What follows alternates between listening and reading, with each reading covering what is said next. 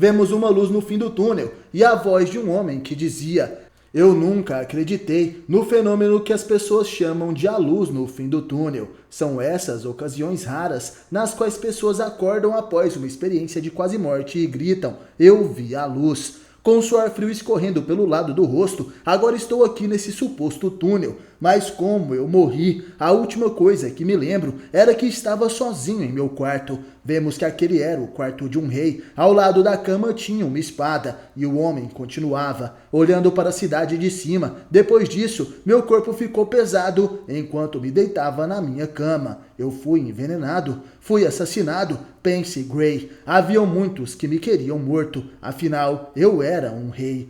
Bom, mesmo que queira descobrir o motivo da minha morte, não posso fazer mais nada sobre isso. Não tenho opção a não ser aceitar. E é melhor não ter um coral de bebês com asas cantando no final. A luz se intensifica e de repente alguém dizia: parabéns, papai e mamãe, é um garoto saudável. Grace pergunta se acabou de nascer novamente. As imagens que ele via eram meio confusas. Isso significa que a luz no fim do túnel é a luz vinda do nascimento. As pessoas diziam: ele é lindo, o cabelo dele é igualzinho ao seu. Segure ele um pouco, querida. Aqueles eram seus novos pais. Grey dizia em pensamentos: onde quer que eu esteja, consigo entender o que eles dizem. Isso é um bom sinal. Um sorriso brilhante e gentil que permeia o amor materno. Não consigo pensar em nada além do quão maravilhosa e quão charmosa ela é. A mulher diz que o garoto tem os olhos do pai. Ao olhar para o homem, o bebê pensava: com um queixo largo e sobrancelhas grossas, tenho certeza que esse homem é sério e rígido. Porém, o homem apenas dizia: eu sou seu pai, você consegue dizer papai? Ao que parece, o homem não tinha muita noção. Afinal, o garoto acabou de nascer. O ambiente parecia bem normal, mas ao observar uma vela iluminando o local e roupas de armaduras antigas, o garoto se perguntava onde realmente estaria. Ele dizia: as semanas passavam lentamente, mesmo minha mãe Alice sendo uma pessoa gentil, ela segurava as rédeas da família. Meu pai Reynolds era um homem confiável e carismático, se ignorar as infantilidades ocasionais. Enquanto eu agradecia por nascer em uma família amável, minha vida estava cheia de dificuldades, que não desejo nem para meus inimigos. A baixa capacidade de controlar meus membros e a incapacidade de controlar funções do corpo, que vem com essa prisão carnal. Naquele momento, o garoto acaba sujando as calças e sua mãe precisa trocá-lo. Ele dizia em pensamentos: talvez os anos, aperfeiçoando uma mentalidade firme por ser rei, um representante do meu país, e a tênue esperança que tudo isso era apenas um sonho, foram as únicas coisas que me mantinham lúcido. Parecia que eu fui transportado para o passado em um período muito mais arcaico. O bebê passeava com sua mãe pela cidade e ele ficava encantado olhando como aquela sociedade funcionava. Acho que devo supor que esses frascos com líquidos suspeitos estão sendo passados como remédios e sendo vendidos legalmente. Eles então voltam para casa. Seu nome nesse mundo era Arthur e seus pais o chamavam de Art. Ele diz que conhecimento é poder. Eu observei meus arredores nas últimas semanas e agora tenho confiança de que tenho um bom entendimento do que esperar. O pai de Art chega e o pega nos braços. Ele começa a brincar com seu filho e o joga para o alto. A mãe fica extremamente preocupada e Arthur fica um pouco enjoado. É como ele esperava de um corpo tão frágil. Reynolds acredita que seu filho estava se divertindo e então começa a girá-lo. Nesse momento, Arthur bate o joelho em um dos móveis da casa e então começa a chorar. Sua mãe fica extremamente irritada e pune seu pai.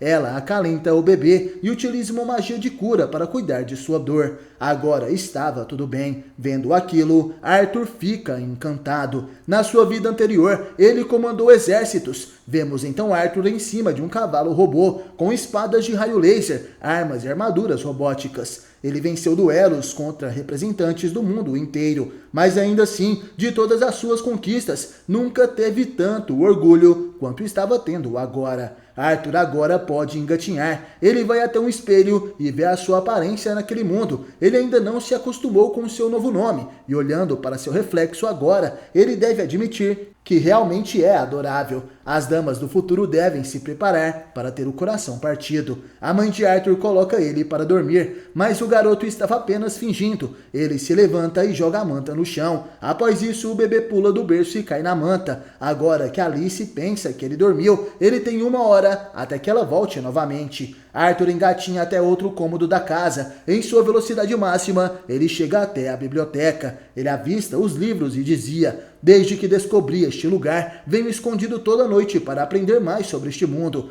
De Catem, o continente que nasci, é construído por 3 grandes reinos. Eleanor, o reino dos elfos no coração da floresta. Darvi, um vasto reino subterrâneo e lar dos anões. Sapin, o reino humano, é de longe a região mais populosa. Tanto esse mundo quanto no meu mundo anterior, a monarquia é o sistema adotado, mas a liderança aqui é hereditária em vez de conquistada. Descobri logo que esse mundo é bem subdesenvolvido, se comparado com o meu mundo antigo, mas eu entendi o porquê da falta de avanço tecnológico e aqui está. É por causa da magia. Arthur encontra um livro de magia na biblioteca. Ele começa a ler de onde parou. No seu antigo mundo, todos tinham uma força vital chamada Ki. Era usada para reforçar os próprios corpos e armas através de um rigoroso treinamento. Nesse mundo existe uma força similar, chamada Mana, mas diferente do Ki, que só existia dentro das pessoas. A Mana está presente à nossa volta. O poder de controlar Mana é ligado à genética. Aproximadamente 1 em cada 100 crianças a possui.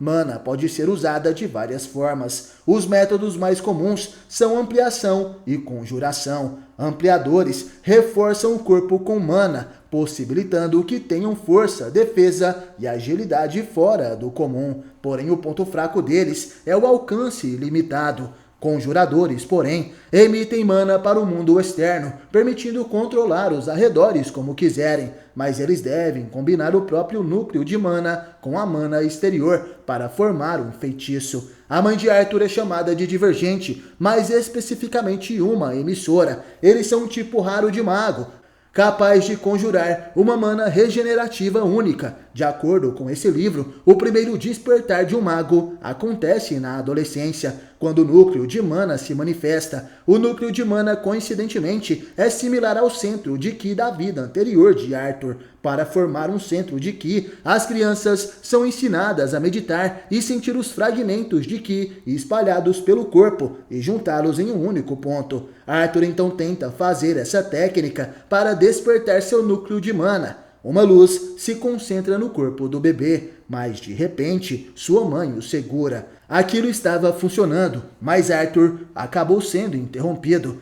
Ela pergunta se Art estava com problemas para fazer cocô e em pensamentos o garoto dizia: mãe, estou prestes a começar uma jornada para me tornar o maior mago deste mundo. Não me trate como um bebê melequento.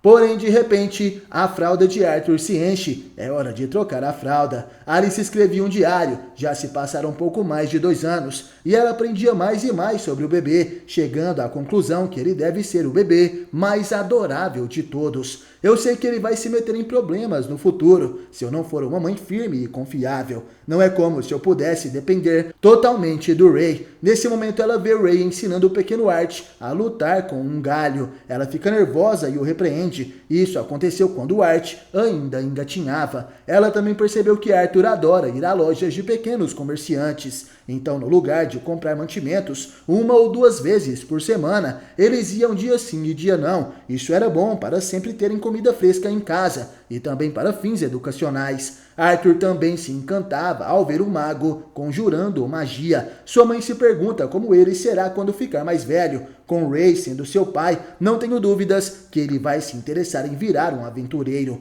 Mas não consigo não me preocupar, só posso esperar que ele seja melhor do que jovens ingênuos que esperam conquistar riquezas como aventureiros. Agora só queria poder fazer alguma coisa sobre o hábito dele de fugir para a biblioteca. E estou tentada a mudar seu berço para lá. Mas isso fica para depois. A mulher escreve seu diário e vemos o pequeno Art em cima de um banco. Ele olhava para a janela e observava seu pai treinando. Ray retira suas luvas e se concentra. Já fazem 2 anos desde que Arthur foi à biblioteca pela primeira vez. Desde então, ele treinou e aprendeu muito. Seu pai recita um encantamento. Já faz alguns minutos que ele estava fazendo isso e de repente as pedras no chão começam a flutuar. Ray faz alguns movimentos. Arthur fica surpreso e se pergunta que tipo de magia irá acontecer. Ray então ergue seus braços e as pedras ao redor voam para o alto. Ele então avança e dispara as pedras. Porém, elas caem logo à sua frente. Arthur fica decepcionado com essa demonstração, mas Ray estava orgulhoso e acreditava que seu filho adorou aquela magia. Em pensamentos, o garoto dizia: eu aprendi bem cedo que meu pai é um amplificador. Me pergunto o que vou ser quando meu núcleo de mana despertar. Reynolds continua seu treinamento. Ele se concentra e começa a desferir diversos golpes, socos, chutes e cotoveladas. Ele estava treinando todas as suas habilidades de combate. Arthur sorri ao ver aquilo e então decide descer daquele banco, mas para ele, aquele lugar parecia alto demais. Ele tem dificuldades para descer. Art estava com medo, mas sua mãe o pega e diz que estava na hora do cochilo. Arthur dizia: mamãe, livros. A mulher responde que agora não era o momento. Art não tem outra escolha. Ele utiliza sua fofura para pedir livros mais uma vez. A fofura afeta sua mãe de uma forma intensa e ela deixa ele brincar na biblioteca. Arthur então caminha e diz em pensamentos: não é humilhante. Um grande guerreiro deve utilizar todas as armas de seu arsenal. A mãe de Arthur observa ele estudando, mas de repente ouve um barulho. Ela vai verificar se Ray não derrubou outra árvore. Arthur então decide praticar. Ele se concentra. Sua maior conquista, depois do conhecimento acumulado deste mundo, é o progresso na formação do núcleo de mana. Eu gastei esses últimos 2 anos movendo dezenas de milhares de pequenos fragmentos de mana dentro do meu corpo e juntei eles perto do meu plexo solar. Consigo entender o porquê da demora até a adolescência para se formar naturalmente, vendo quão lentos esses fragmentos se movem para o centro de meu corpo. É uma tarefa árdua, tanto para meu corpo quanto para a mente, mas esses 2 anos não foram para o lixo. Estou quase lá. O último fragmento. Quando o último fragmento se funde ao núcleo, uma grande explosão acontece. A casa de Arthur explode. Rapidamente, Reynolds avança e protege a sua mulher. Porém, mesmo assim, eles são atingidos pela explosão.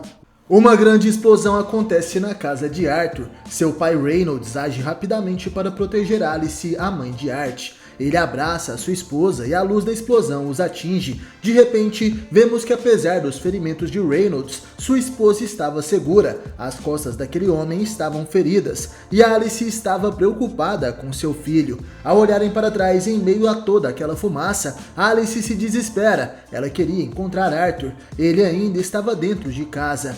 Reynolds, ao entender a situação, age rapidamente. Ele corre na direção dos escombros e, ao retirá-los de sua frente, ele fica surpreso ao ver algo. O homem cai de joelhos e, com lágrimas nos olhos, dizia: só pode ser brincadeira, ele não tem nem 3 anos. Alice, ao chegar ali, pergunta o que aconteceu, porém a mãe também fica surpresa. Arthur estava flutuando à sua frente, em pose de meditação e com os olhos fechados. Ele flutuava enquanto a força da mana estava ao seu redor. Arthur se sentia ótimo, então essa é a sensação de ter um núcleo de mana. Até as árvores parecem mais verdes. Espera, árvores? Arthur fica surpreso ao ver toda a destruição ao seu redor. A casa foi completamente destruída. O que aconteceu? Fomos atacados. Quem ousa destruir o lar de um rei? O garoto ainda não sabia que foi ele o causador de tudo isso. Além de reconstruir a casa, muita coisa aconteceu no último ano. Junto com minha mãe, me ensinando a ler e escrever, eu estou aprendendo o básico de conjuração e ampliação de mana. No início, pelo meu corpo ser pequeno, para fazer treino físico, nós fizemos exercícios básicos para o corpo. Vemos Arthur correndo atrás de seu pai. Além de correr, eles também faziam abdominais e flexões. Não demorou muito para o meu pai finalmente decidir que estou pronto para praticar com a espada de madeira que ele me deu no meu 3º aniversário.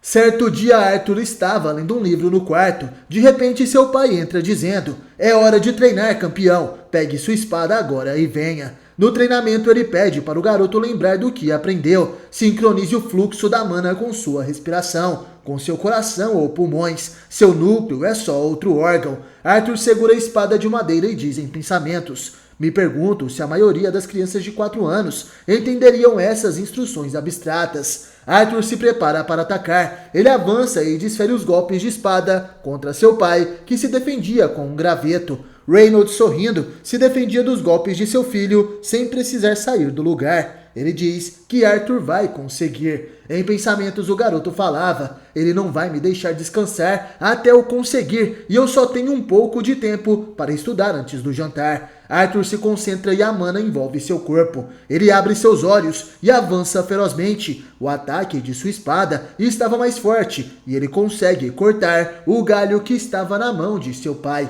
Reynolds fica surpreso com isso e Arthur pergunta se poderia estudar agora. Seu pai, ainda surpreso, responde que sim. O garoto então vai para seu quarto meditar. Nesse mundo, força é mensurada pela cor do seu núcleo de mana. O núcleo de mana começa preto por causa do sangue do corpo e outras impurezas misturadas com as partículas de mana que formam o núcleo. O núcleo de mana fica mais puro com as impurezas sendo filtradas com o tempo. A ordem é a seguinte: preto, vermelho, laranja, amarelo, prata e branco. E cada estágio é dividido em 3 tons, sendo escuro, sólido e claro. Quanto mais claro o núcleo de mana é, mais puro ele é e mais poder ele possui. De repente, Alice chama por Arthur. Estava na hora do jantar. O garoto estava na mesa com sua família, porém ele estava um pouco nervoso e dizia em pensamentos: um bebê não pode ter um tempo sozinho por aqui. Como eu vou conseguir aprender? Reynolds então fala para Alice que estava na hora de arrumar um mentor adequado para o Art. Uma batalha então começa. Alice, comandando os soldados, Cenoura dizia: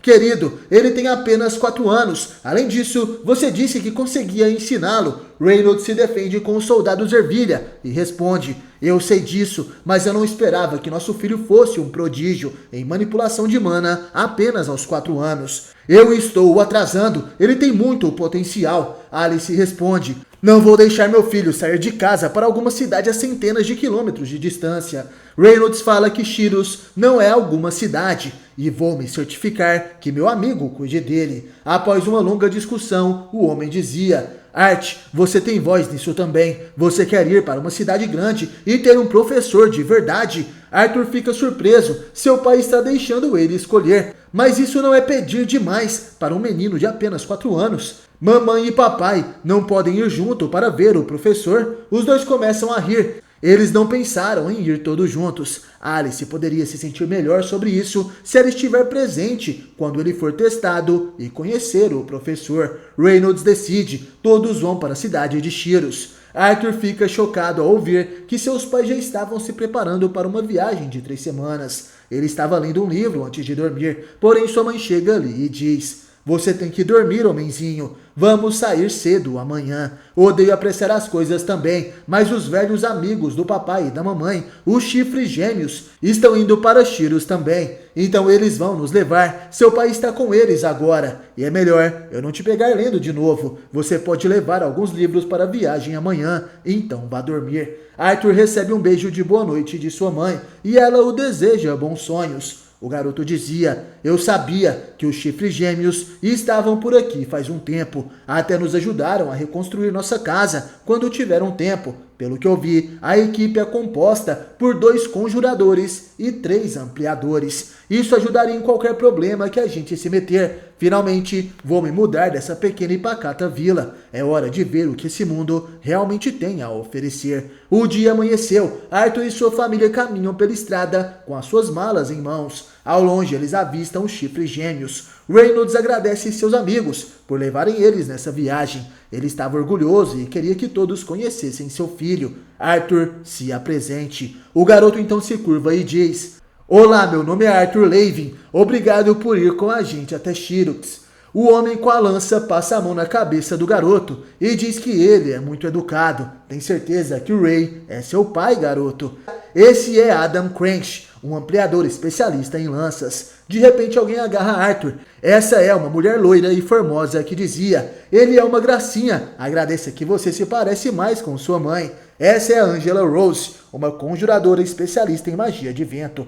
Outra pessoa então segura Arthur, um homem alto e bondoso. Seu nome é Durden Walker, um conjurador que sua especialidade é magia de terra. Ele coloca Arthur no chão e sinaliza que está tudo bem. Ao olhar para o lado, o garoto vê uma pequena chamada Jasmine Flamesworth, uma ampliadora especialista em adagas. Ela apenas acena e segue o seu caminho. Outra mulher se aproxima. Essa é uma elfa de cabelos negros que dizia: "Não ligue para isso, ela só precisa se acostumar com você. Meu nome é Ellen Shard. Prazer em te conhecer, Arthur." Aquela elfa é uma ampliadora especialista em arco mágico. Eles se preparam para seguir viagem e, com todos prontos, as duas carroças começam a se mover. Elas são puxadas por monstros do tipo lagarto. E olhando para trás, Arthur se despede daquela paisagem onde nasceu. A jornada está prestes a começar. A caravana segue seu caminho e a primeira noite finalmente chega. Monstros parecidos com lobos selvagens atacam as carruagens. Porém, os membros do grupo Chifres Gêmeos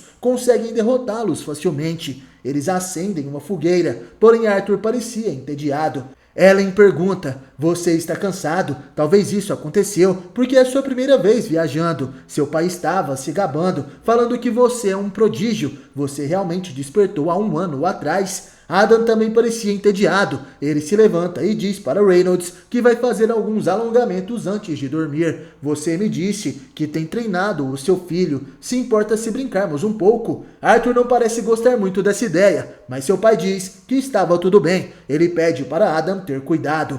Afinal, Arthur apenas treinou o básico. Crianças normais naquela idade mal sabem subir escadas. Porém, nesse mundo, ninguém pensa que lutar com ele é algo incomum. Adam pergunta se Art estava pronto. O garoto pega uma espada de madeira e o homem um bastão. Ele pergunta se Art sabe reforçar sua espada com a mana e se coloca em posição de batalha. Aquele homem parecia um tigre pronto para atacar sua presa. Arthur, preocupado, olha para seu pai. Ele tenta utilizar sinais, um tipo de telepatia de pai e filho, para sair daquela situação. Porém, seu pai sorri. Ele estava torcendo por Art. Ao que parece, ele terá mesmo que lutar. O garoto se concentra, ele fica sério e fica em posição de combate. Arthur se lembra da sua vida passada. Ele também lutava com espadas quando era um rei. O garoto então avança rapidamente. Ele ativa seu núcleo de mana. Adam sorri, ele espera o ataque e se prepara para defender. Porém, de repente, o garoto desaparece. Arthur estava nas costas de seu adversário e iria atacar em seu ponto cego. Porém, antes que pudesse fazer isso, o garoto tropeça. Ele não havia se acostumado com aquele corpo de criança e, por isso, não sabia controlar direito seus movimentos. Nesse momento, Adam sorri. Ele vê que a espada de madeira está protegida com magia. Arthur então tenta atacá-lo, mas não consegue atingir o homem. Usando o bastão, Adam também ataca, mas o garoto se esquiva. Adam aproveita que Art se abaixou. Ele concentra um pouco de mana na ponta do bastão e ataca o garoto. Porém, o menino se levanta rapidamente. Ele defende aquele golpe com sua espada e deixa seu adversário surpreso. Naquele momento, a terceira lei de Newton veio à sua mente. A cada ação, existe uma reação. Com o impacto daquele golpe, Art é jogado para trás. Ele perde sua espada. O garoto estava no chão. Sua mãe fica preocupada e ele apenas pensava que aquilo doeu. Adam é repreendido por Durden, que dá um tapa na sua cabeça, falando que ele foi longe demais. Adam não acreditava que Art apenas aprendeu o básico. Com certeza Reynolds ensinou ele a lutar. Que tipo de treinamento infernal uma criança desse tamanho passou para chegar naquele nível? Ray responde que não ensinou isso para seu filho. Alice cura Art e pergunta se era aqueles movimentos que ele estava estudando. O garoto responde que sim, dizendo que aprendeu vendo seu pai treinar e lendo livros. Os Chifres Gêmeos falam que isso não importa, mas Art deve ensiná-los algumas dessas técnicas. Arthur então explica como fez aquela esquiva e os Chifres Gêmeos começam a treinar. Aquele era um movimento extremamente difícil e avançado, causando assim várias quedas nesse treinamento. Não perca o próximo episódio de The Beginning After the End aqui no canal. Comente aí se eu devo continuar com essa história por aqui. E é claro, obrigado por assistir até o final. Valeu, falou, tamo junto e até a próxima.